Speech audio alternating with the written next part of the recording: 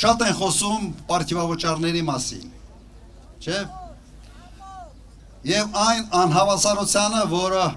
ցուցաբերվում է քաղաքծառայողի համար եւ քաղաքական պաշտոնների համար, նախարարների եւ իրենց տեղակալների համար։ Փողի մեծ մասը գնում է այդտեղ, բայց հիմա ես ուրիշ բանի մասին կցանկանայի խոսալ։ Եթե ունեք այդ հնարավորությունը, եթե կա փող բյուջեում, ինչի եք այդ փողը հասցնում պետական ծառայողին պարտիվավճարի ձևով, բարձրացրեք աշխատավարձը,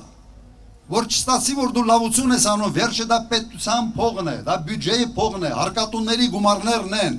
իսկ գիտեք ինչի են այդպես անում, ամեն ամիս, ոնց որ իրենց ձմեր պապուտեղ է դրել,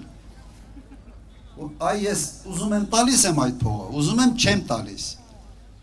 և կտամ այն ժամանակ, եթե իմ ասածս անես, եթե գաս հանրահավաքի օրինակ ԿՊ-ի, ոստիկանին, եթե ընդդիմադիրին բռնես, ասֆալտին փռես, գլուխը պատով տաս, ոնց ասում, չէ, այս բաներ։